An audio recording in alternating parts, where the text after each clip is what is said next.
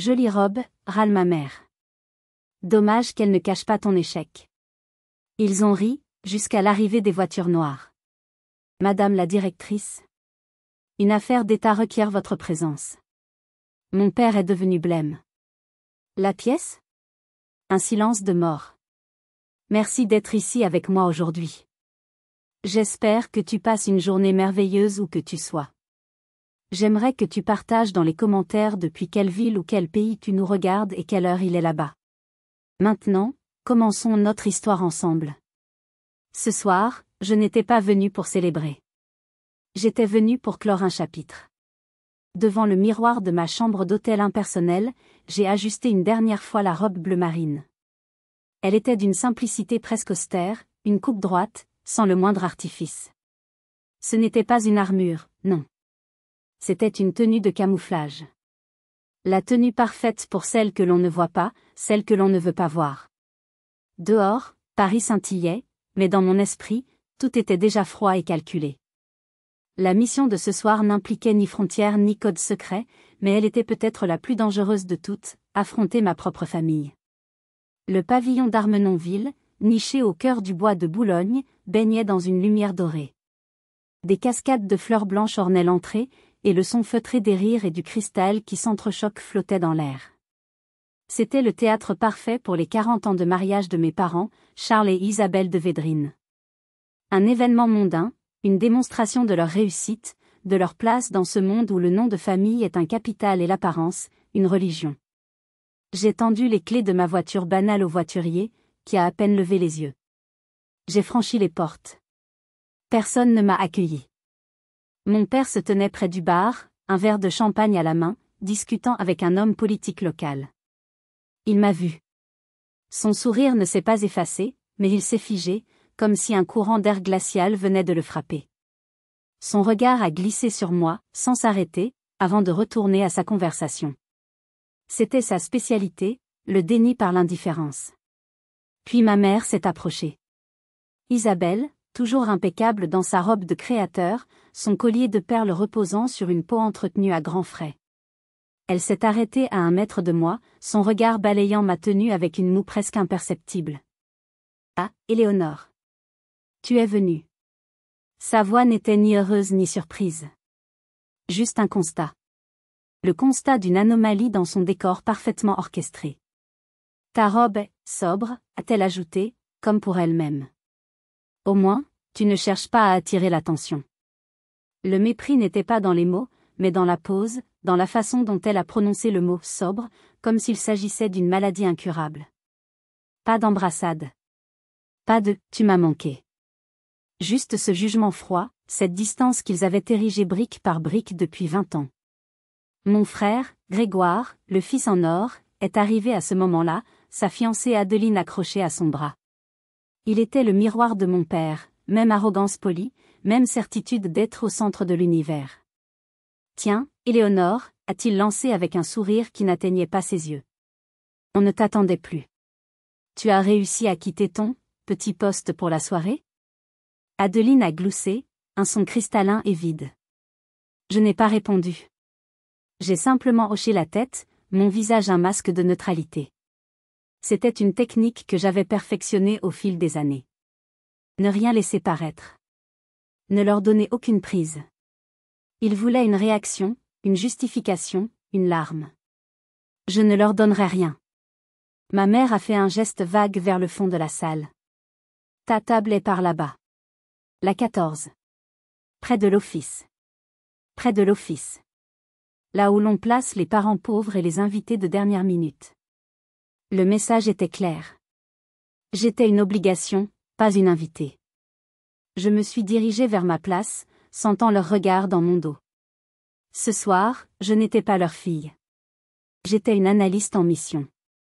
Et ma mission était de recueillir les dernières preuves d'une trahison que je connaissais déjà, mais dont je devais mesurer l'étendue finale avant de fermer le dossier.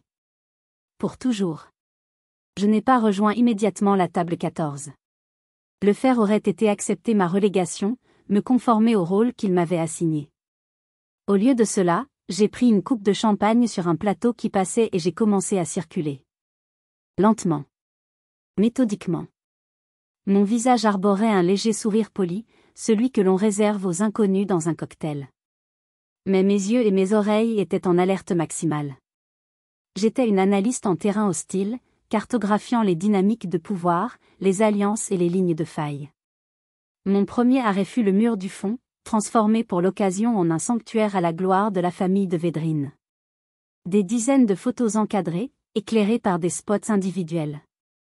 Il y avait Grégoire, bébé potelé. Grégoire à sa première régate. Grégoire recevant son diplôme de HEC, la main de mon père fièrement posée sur son épaule. Grégoire annonçant ses fiançailles avec Adeline, ma mère rayonnant à ses côtés. Chaque étape de sa vie dorée était documentée, célébrée. Et moi? J'ai cherché.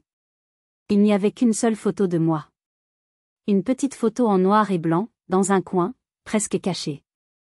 J'avais 10 ans, des nattes et un sourire innocent. C'était avant.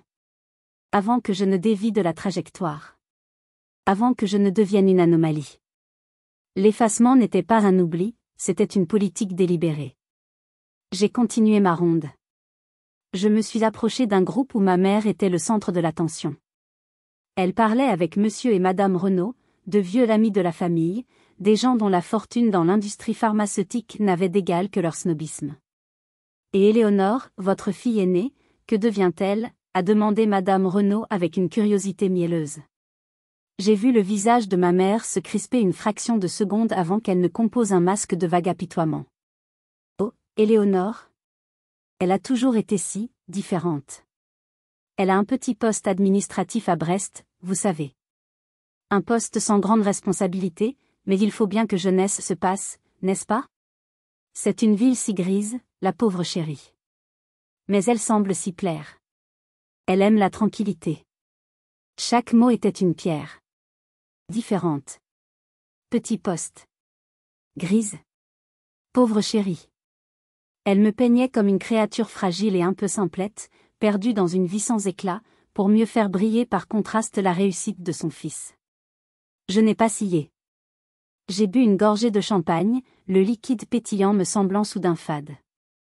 Dans ma tête, je cochais une case. Hypothèse A1. La narration de l'échec est active et diffusée auprès du cercle social primaire. Confirmé. Plus loin, mon père tenait la conversation avec un banquier d'affaires et un avocat fiscaliste. J'ai entendu mon nom.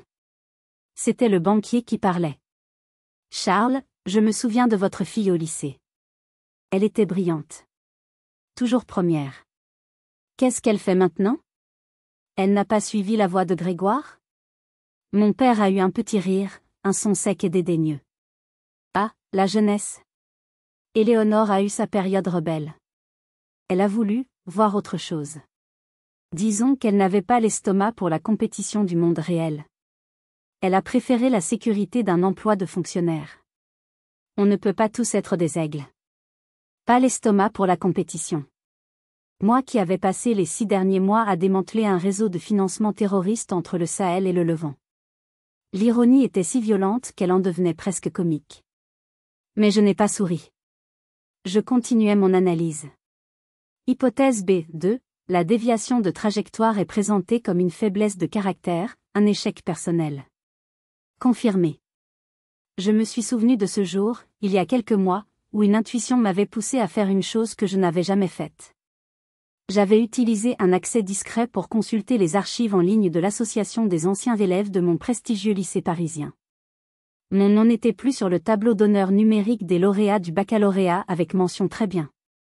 J'avais fouillé un peu plus, dans les comptes rendus des réunions du bureau. Et j'avais trouvé une motion datant de 10 ans. Suite à la demande de sa famille, qui souhaite respecter sa décision de mener une vie discrète et non publique, le nom d'Éléonore de Védrine sera retiré des listes d'honneur. La demande de sa famille. Pas ma demande. Ce soir, chaque mot, chaque regard, n'était que la confirmation vivante de cette trahison administrative. Ils n'avaient pas seulement cessé de parler de moi. Ils avaient activement effacé mes traces, réécrit le passé pour qu'il corresponde à leur présent. J'étais leur fantôme. Et ce soir, le fantôme était venu assister à ses propres funérailles. J'ai fini par rejoindre la table 14. Elle était exactement comme ma mère l'avait décrite, coincée entre une porte battante menant aux cuisines, d'où s'échappaient des bouffées de chaleur et des ordres criés, et les toilettes. Mes compagnons de table étaient un couple de cousins éloignés de la branche provinciale, l'air perpétuellement intimidé, et une vieille amie de ma grand-mère, à moitié sourde. L'île des Bannis. J'ai échangé quelques politesses, mon entraînement me permettant de maintenir une conversation superficielle tout en gardant 90% de mes capacités cognitives concentrées sur la salle. Le repas s'est déroulé dans un brouhaha de conversations satisfaites. J'ai mangé sans sentir le goût des aliments. Le homard avait la texture du carton, le veau celle du regret. Et puis, le moment que j'attendais est arrivé. Mon père s'est levé, a tapoté sur son verre avec une cuillère, et un silence relatif s'est fait.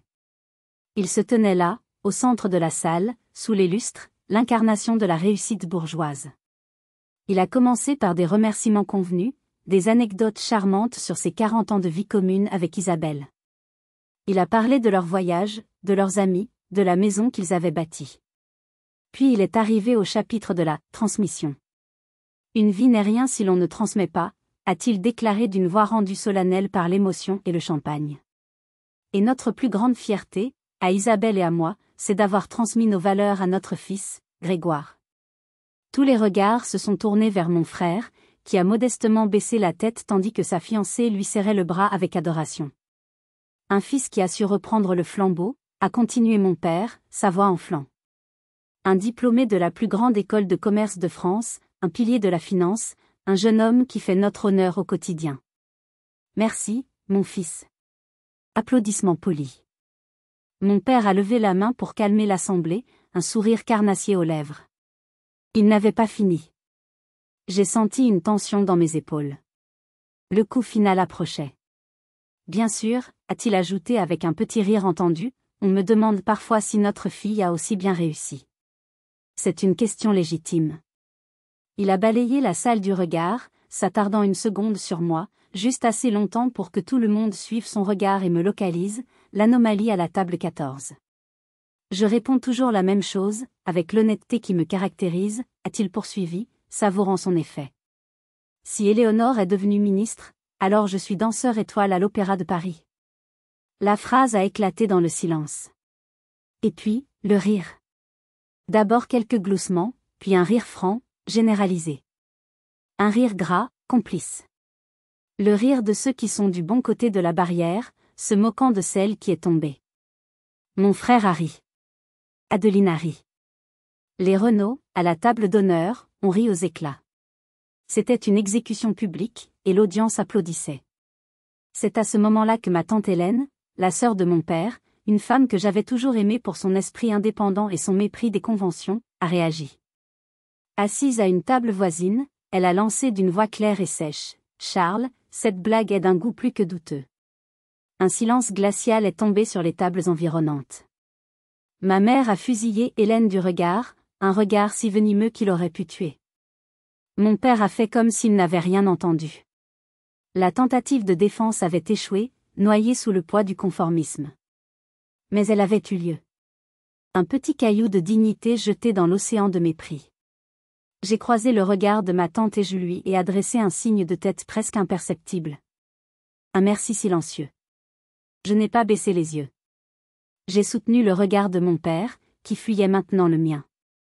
Mon visage était une page blanche. Aucune colère, aucune tristesse, aucune humiliation visible.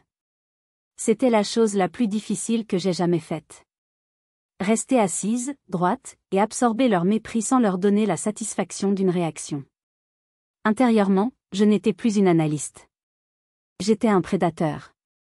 Un prédateur qui observe sa proie, qui attend le moment parfait, la faille dans l'armure. Et ils venaient de me la montrer. Ils étaient arrogants, sur deux, et aveugles.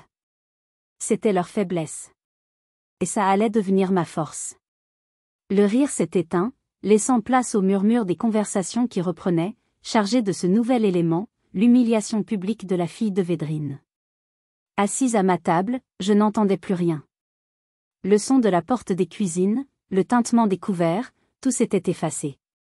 Mon esprit avait voyagé 20 ans en arrière, dans le grand salon de notre hôtel particulier de Neuilly-sur-Seine. Le décor était différent, mais la tension était la même.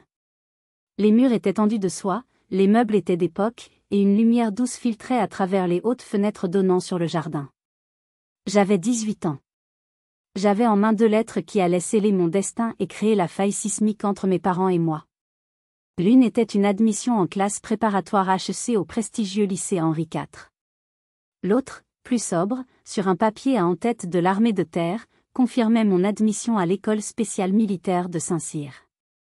Mes parents étaient assis en face de moi, mon père dans son fauteuil club en cuir, ma mère sur le canapé en velours. Ils s'attendaient à ce que je leur annonce mon choix pour Henri IV. C'était la voie royale, la suite logique de mon parcours sans faute. J'ai pris une profonde inspiration. J'ai pris ma décision. Je vais à Saint-Cyr.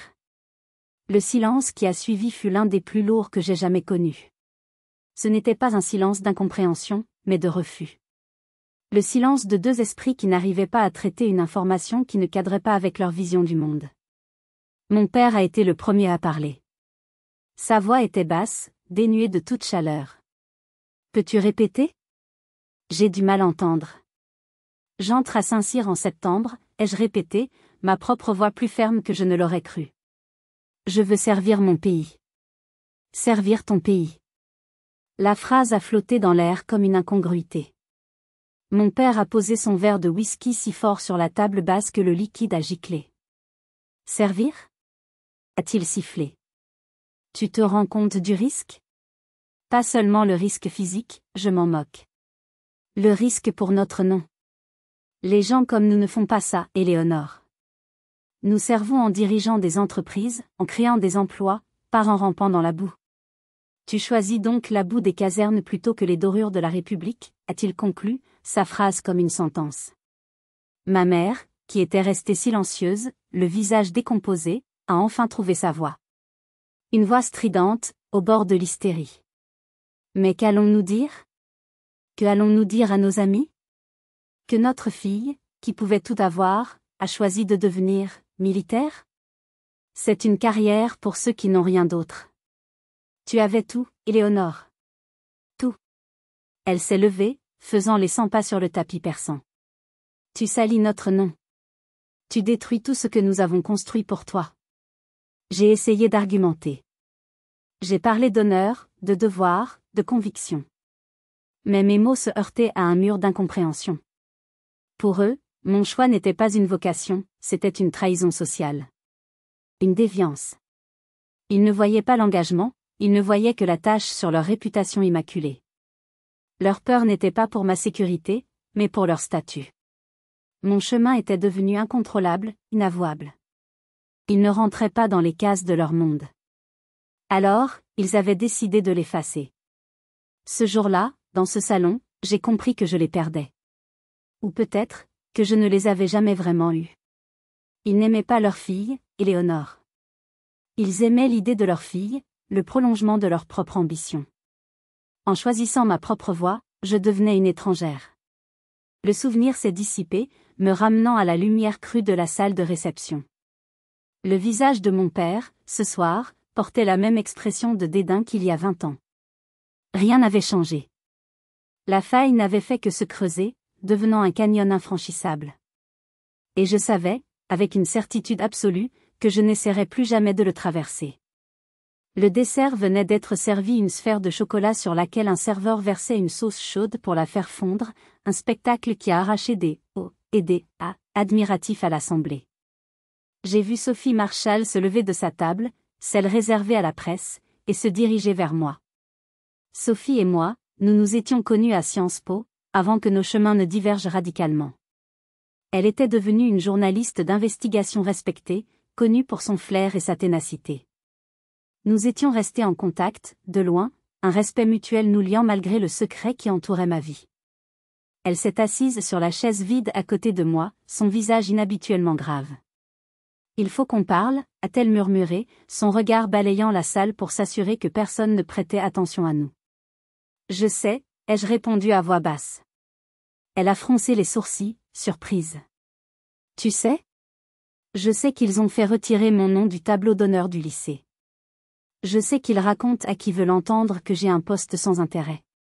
Je sais qu'il me méprise. Sophie a secoué la tête. Son expression était un mélange de pitié et de colère. Non, Éléonore. Tu ne sais pas tout. C'est pire que ça. Elle a sorti son téléphone professionnel, un modèle robuste et sécurisé. Elle a tapoté l'écran et me l'a tendu. J'ai reçu un tuyau anonyme il y a quelques semaines, a-t-elle expliqué. Une source très haut placée, visiblement écœurée. Ça parlait d'une injustice familiale te concernant. J'ai creusé. Ça m'a pris des semaines pour vérifier, mais j'ai réussi à obtenir une confirmation. Lis ça. Sur l'écran, il y avait la copie numérisée d'une lettre. L'en-tête était celui de la grande chancellerie de la Légion d'honneur. La lettre, datée de 3 ans, m'était adressée. Elle m'informait que, sur proposition du ministre des Armées suite à une action d'éclat menée en territoire étranger, mon nom allait être présenté au Conseil de l'Ordre pour une nomination au grade de chevalier. Mon cœur a eu un soubresaut. Je n'avais jamais reçu cette lettre. À l'époque, j'étais en mission, injoignable pendant des mois. Fais glisser, a dit Sophie. J'ai obéi. La 2e page était la réponse. Une lettre manuscrite, sur du papier à en-tête avec l'adresse de mes parents à Neuilly. L'écriture était celle de ma mère, élégante et penchée. La lettre disait « Monsieur le grand chancelier, c'est avec une grande émotion que nous avons pris connaissance de votre courrier pour notre fille, Éléonore. Malheureusement, elle est actuellement à l'étranger et nous a fait part de son souhait le plus cher de refuser toute distinction. Son humilité et son désir d'anonymat sont absolus. Elle vous prie de bien vouloir accepter sa décision et de retirer sa nomination. » Et en bas, la signature. Éléonore de Védrines. Une imitation presque parfaite de la mienne. Un froid glacial m'a envahi, bien plus intense que celui de la climatisation. Ce n'était plus du mépris. Ce n'était plus de l'effacement. C'était un vol. Il m'avait volé un honneur que je n'avais pas demandé, mais qui était la reconnaissance des risques que j'avais pris, des nuits que j'avais passées loin de tout, du sang que mes camarades et moi avions parfois versé. Il l'avait fait dans mon dos, avec un cynisme absolu, pour une seule raison, que je ne puisse jamais avoir quelque chose qui puisse contredire le récit de mon échec. Une légion d'honneur aurait ruiné leur histoire. J'ai rendu le téléphone à Sophie.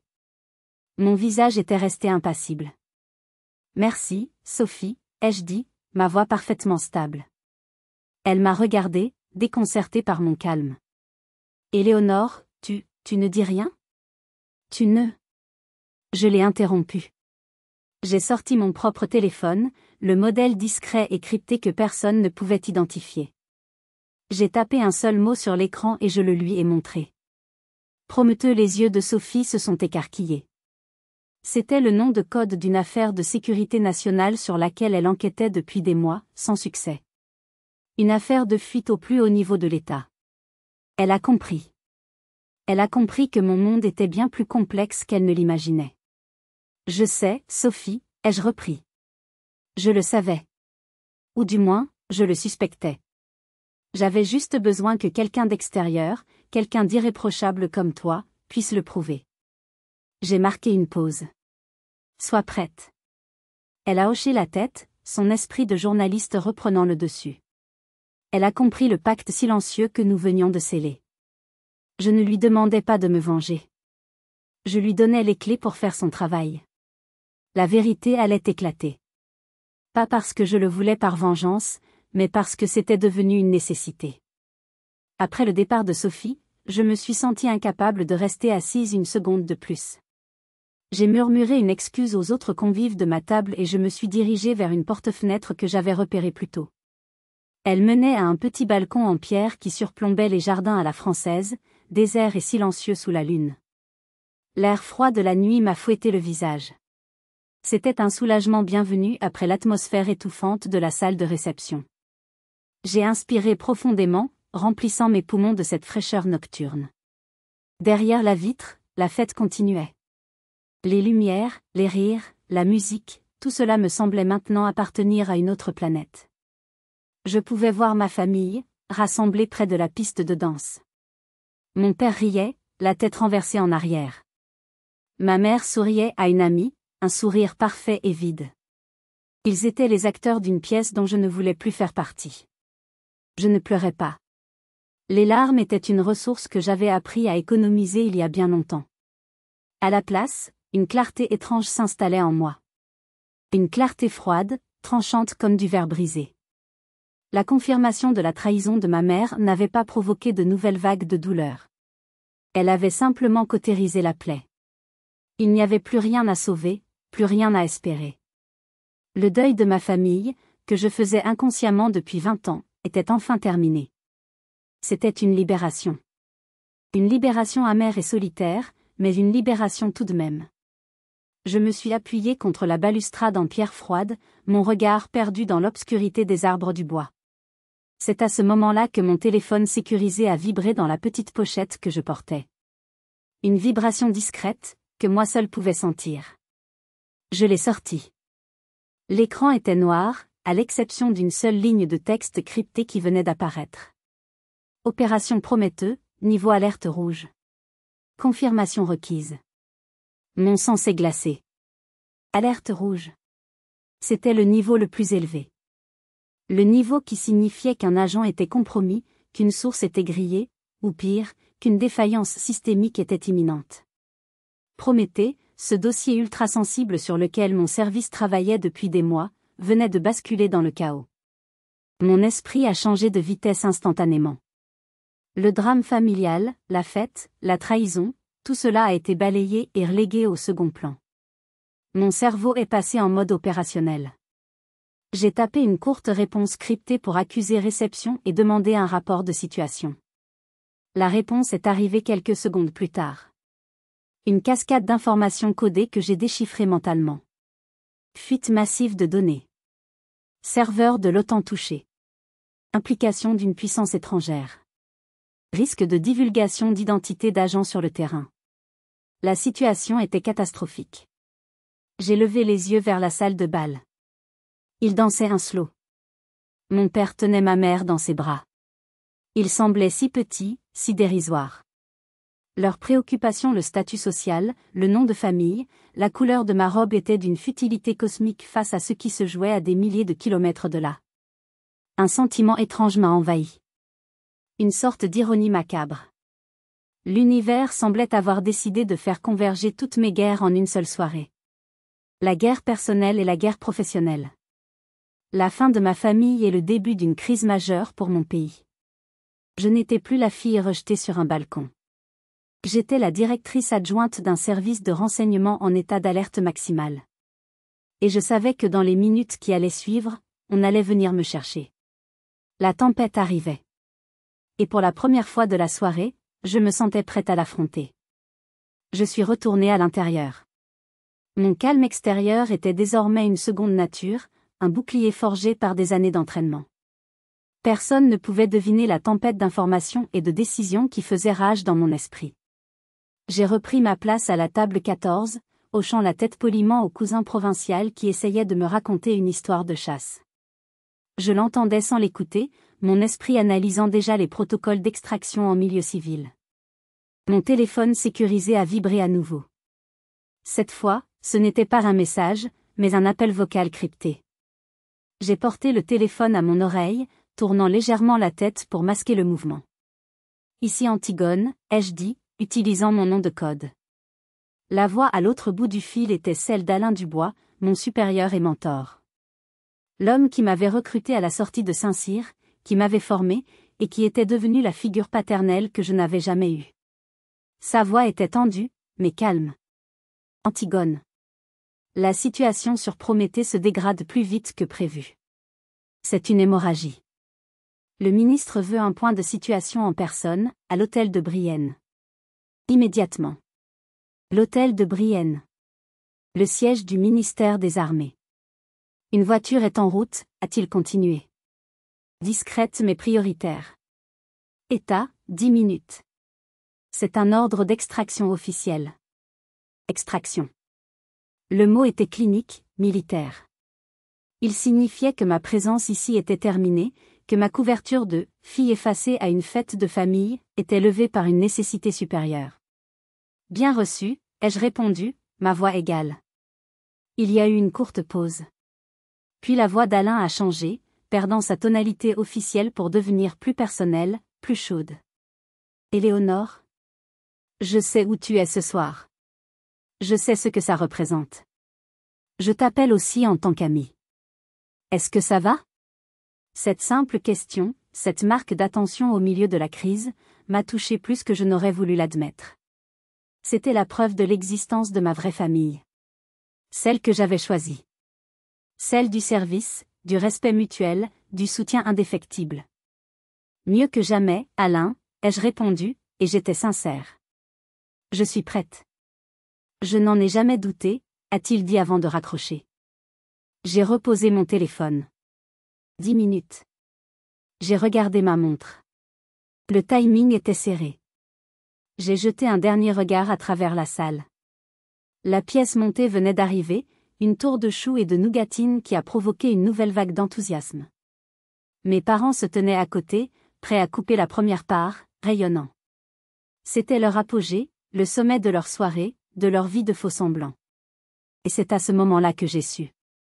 Je ne pouvais pas partir en silence. Je ne pouvais pas simplement disparaître par une porte de service comme ils l'auraient souhaité. Après 20 ans d'effacement, après la révélation de leur trahison ultime, mon départ devait avoir un sens. Il ne s'agissait plus de vengeance. Il s'agissait de vérité. La vérité avait le droit d'exister, ne serait-ce que pour quelques instants, dans cette salle remplie de mensonges. Je me suis levée. J'ai lissé ma robe, non par coquetterie, mais comme un soldat ajuste son uniforme avant une inspection. J'ai commencé à marcher. Pas vers la sortie. Mais vers le centre de la salle. Vers la lumière. Vers mes parents. Chaque pas était mesuré, délibéré. Le fantôme allait prendre corps. Et il allait parler. Alors que je traversais la salle, le DJ a lancé une chanson entraînante. Les invités commençaient à se diriger vers la piste de danse. Mon frère Grégoire, toujours soucieux de son image, a pris la parole au micro pour porter un toast final. À mes merveilleux parents, Isabelle et Charles. 40 ans d'amour, de réussite, et un exemple pour nous tous. Les coupes de champagne se sont levées. Les sourires étaient éclatants. C'était l'image parfaite, la conclusion triomphale de leur saga familiale. C'est à ce moment précis que le monde extérieur a décidé d'intervenir. Cela n'a pas commencé par un bruit, mais par un changement dans la lumière. Les projecteurs qui illuminaient les jardins depuis l'extérieur ont été soudainement balayés par des phares d'une blancheur crue, aveuglante.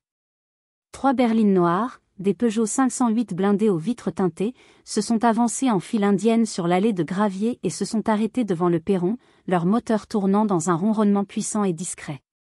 Elles n'avaient pas de plaque d'immatriculation standard, juste un simple numéro et le drapeau tricolore.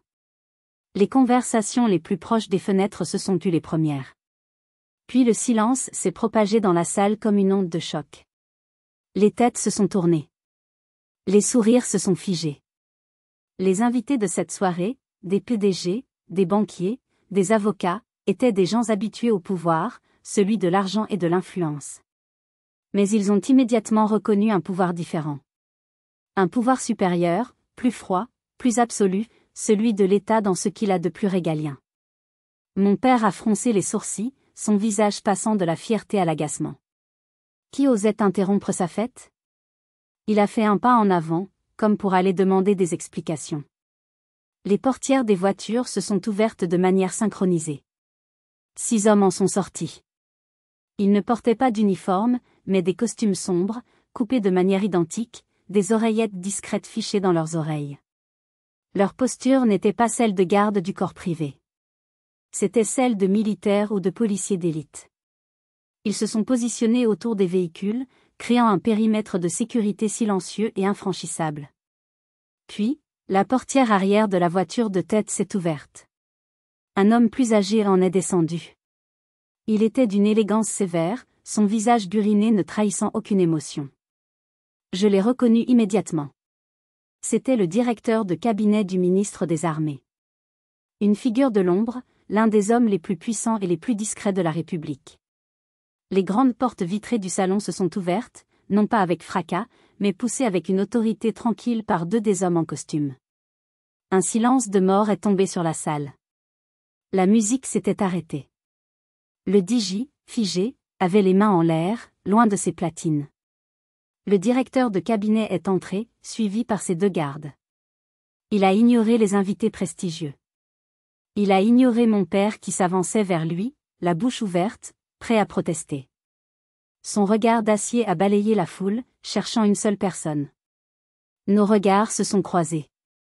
Il a commencé à marcher vers moi. D'un pas rapide, efficace. Il a fendu la foule qui s'écartait sur son passage comme la mer Rouge devant Moïse. Il a dépassé la table d'honneur, la piste de danse, le gâteau monumental. Il s'est arrêté à exactement 3 pas de moi, alors que j'arrivais au centre de la pièce. Derrière lui, je voyais le visage de mes parents. L'incompréhension. La confusion. La peur commençait à poindre dans leurs yeux. Qu'est-ce que leur fille, l'insignifiante, la ratée, avait à voir avec ça? Ils allaient bientôt le savoir. Le rideau était levé. La pièce allait commencer. Et pour la première fois, j'en tenais le premier rôle. Le directeur de cabinet se tenait devant moi, une enclave de silence et de gravité au milieu du luxe tapageur de la fête. Les centaines d'invités étaient devenus des statues de cire, leurs yeux passant de cet homme à moi, essayant de comprendre le lien impossible entre nous deux. Il s'est incliné. Pas une grande révérence, mais une inclinaison de tête respectueuse, un signe de déférence que seuls ceux qui en connaissent les codes peuvent apprécier à sa juste valeur. « Madame la directrice », a-t-il dit. Sa voix était basse, mais elle a résonné dans le silence absolu comme un coup de tonnerre. « Pardon de vous déranger dans ce cadre privé. Une affaire d'état de la plus haute urgence requiert votre présence immédiate à l'hôtel de Brienne. Madame la directrice. » Les 2 mots ont flotté dans l'air. J'ai vu le visage de ma mère se décomposer. Son sourire s'est effacé, remplacé par un masque de stupeur. Le verre de champagne de mon père a tremblé dans sa main, le liquide doré oscillant dangereusement. Mon frère Grégoire, si arrogant quelques minutes plus tôt, avait la bouche entr'ouverte, ses yeux clignant comme s'il essayait de redémarrer son cerveau. C'est mon père qui a brisé le silence. Il a fait un pas en avant, sa voix étranglée par l'incrédulité. Directrice? Mais, de quoi? C'est une erreur? Il doit y avoir une erreur. C'est ma fille, Éléonore. Elle est? Il s'est arrêté, incapable de finir sa phrase, incapable de prononcer à voix haute le mensonge qu'il avait servi à tout le monde pendant des années. C'était le moment. Le moment que j'avais attendu, non pas par vengeance, mais par nécessité. Le moment de la vérité. Je me suis tournée, non pas vers le directeur de cabinet, mais vers mon père. J'ai planté mon regard dans le sien. Ma voix, quand elle est sortie, était calme, presque conversationnelle, mais elle portait en elle le poids de 20 ans de silence. Elle était aussi tranchante qu'un scalpel. Une erreur? Non, père. Il n'y a pas d'erreur. J'ai marqué une pause, laissant le poids de mes mots s'installer. Je pouvais sentir le souffle collectif de l'audience, suspendu. L'erreur, ai-je continué en le fixant droit dans les yeux, c'était de penser que je ne découvrirais jamais votre lettre. La lettre que mère a écrite à la grande chancellerie pour refuser la Légion d'honneur en mon nom. Un hoquet de stupeur a parcouru la salle. J'ai poursuivi, ma voix ne faiblissant pas, chaque mot choisi pour frapper juste. Vous comprenez très bien ce qu'est l'autorité, n'est-ce pas? Vous la comprenez très bien quand il s'agit de décider à ma place, de voler ma signature, de m'effacer. Alors comprenez ceci, cet homme représente l'autorité de la République française. Et cette autorité, ce soir, elle a besoin de moi. Le silence qui a suivi était total, abyssal. C'était le silence de la honte exposée en pleine lumière. Ce n'était pas un étranger qui les accusait. C'était leur propre sang. La trahison n'était plus une rumeur, c'était un fait, énoncé froidement par la victime elle-même, devant 200 témoins de leur cercle le plus proche. C'était une dévastation nucléaire pour leur réputation. Le visage de ma mère est passé du blanc cireux au gris. Elle a porté une main à sa bouche, ses yeux remplis d'une horreur paniquée. Mon père semblait avoir vieilli de 10 ans en 30 secondes. Il m'a regardé, non plus avec mépris, mais avec une sorte de peur primitive. La peur de la créature qu'il avait créée par son rejet, une créature qu'il ne comprenait plus et ne contrôlait plus. J'ai soutenu son regard une dernière seconde. Il n'y avait ni haine ni triomphe dans mes yeux. Juste un constat. Le constat de la fin. Puis, je me suis détourné de lui, rompant le contact visuel pour toujours. Je me suis tourné vers le directeur de cabinet. Je suis prête. Allons-y. Mon « allons-y » a agi comme un signal. Le charme était rompu. Le silence s'est brisé en un millier de murmures choqués. La Légion d'honneur? Elle a refusé pour elle? C'est monstrueux. La pauvre fille? Les mots fusaient, passant de table en table, le poison de la vérité se répandant plus vite que n'importe quelle rumeur. Le tribunal de l'opinion publique, si prompt à me condamner quelques minutes plus tôt, venait de retourner sa veste avec une rapidité féroce. Mes parents n'étaient plus les hôtes d'une fête brillante. Ils étaient les accusés d'un procès public. Alors que je faisais un pas pour suivre le directeur de cabinet, 2 personnes ont fendu la foule pour me rejoindre. La première fut ma tante Hélène. Son visage, habituellement si ironique, était empreint d'une émotion brute. Elle m'a prise dans ses bras, une étreinte forte, solide. Elle a murmuré à mon oreille, sa voix tremblante de colère et de fierté, « Enfin. Mon Dieu, Éléonore. Enfin. Je suis si fière de toi. Tu as été plus forte que tous. » C'était la validation que j'avais secrètement espérée toute ma vie, non pas de mes parents, mais d'elle. La seconde personne fut Sophie Marshall. Elle ne m'a pas touchée. Elle a agi en professionnelle. Son visage était concentré, ses yeux brillants d'intensité. Elle tenait son téléphone en mode enregistrement vocal, discrètement. Elle a capté la phrase de ma tante, les murmures des invités, le chaos naissant. Puis, alors que je passais à sa hauteur, elle m'a posé une seule question, à voix basse mais parfaitement audible pour ceux qui étaient proches. « Madame la directrice, pouvez-vous confirmer que l'affaire, Prométhée, est la raison de cette urgence ?» J'ai ralenti mon pas, je me suis tourné vers elle et j'ai répondu d'une voix neutre, sans commentaire. C'était la réponse standard, mais en la donnant, en ne niant pas, je venais de lui offrir la une de sa carrière. Elle avait maintenant tous les éléments, le drame familial, la trahison, et le lien avec une affaire d'État.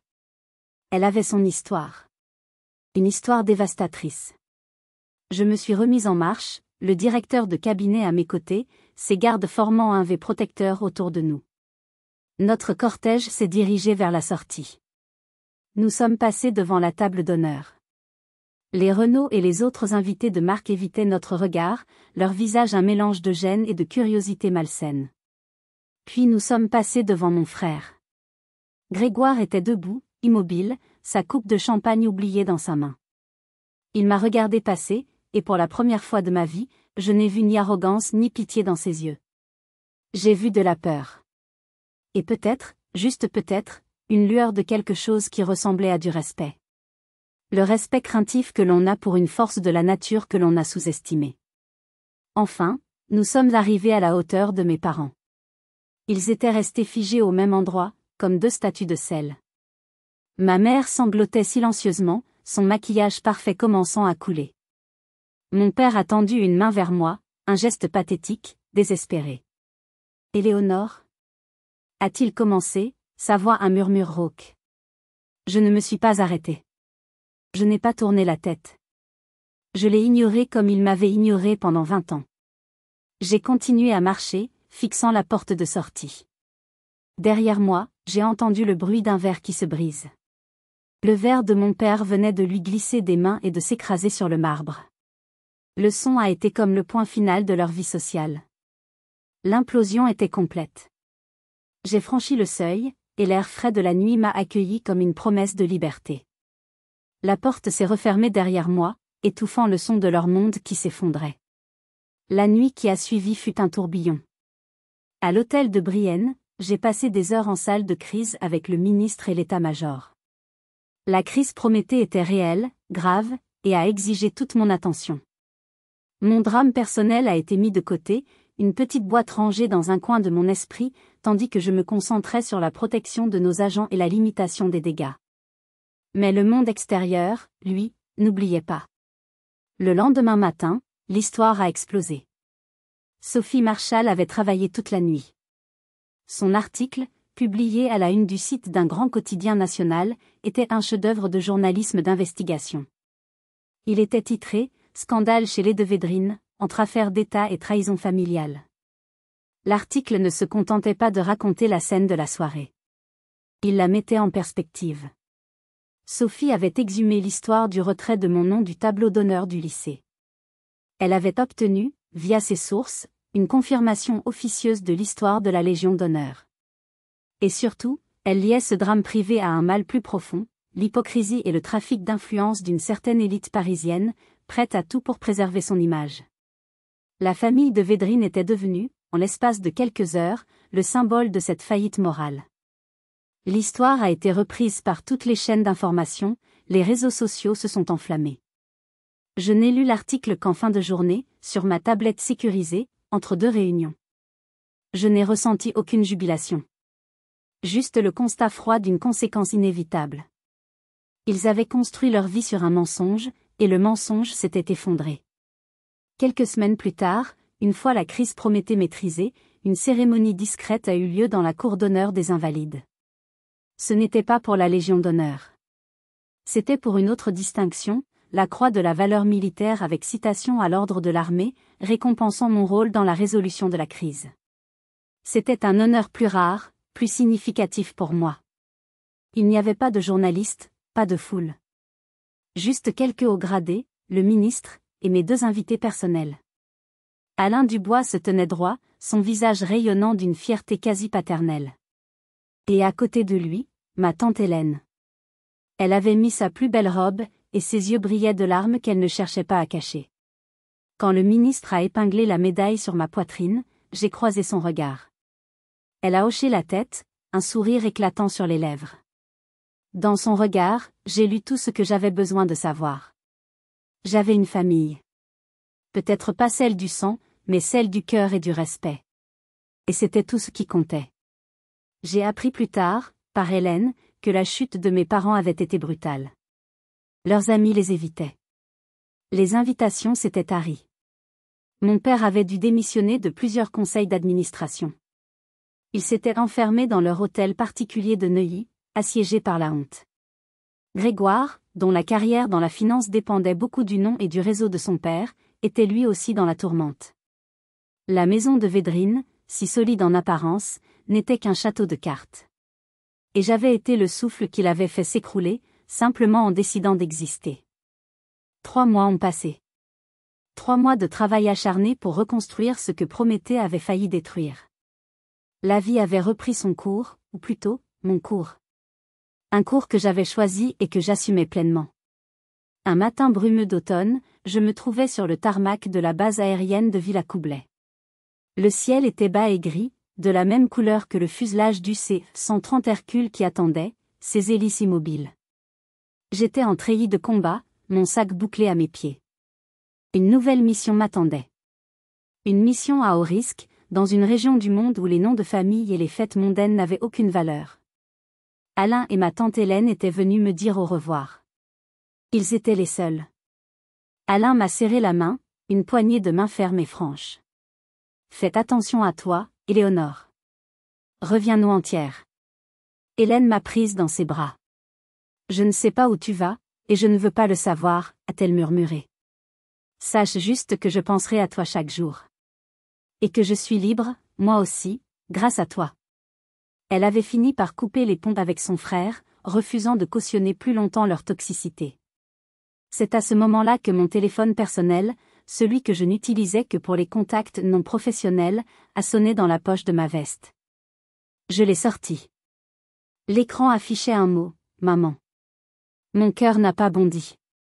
Mon estomac ne s'est pas noué. J'ai regardé le nom, puis j'ai levé les yeux vers l'avion de transport. D'un côté, il y avait le passé. Un passé de rejet, de mensonges, de douleur. Une voix qui, je le savais, n'appellerait que pour se plaindre, pour accuser, pour essayer de me ramener dans son orbite de culpabilité. De l'autre côté, il y avait mon avenir. Le devoir, le service, mes camarades. Ma vie. Ma vraie vie. Une longue seconde a passé.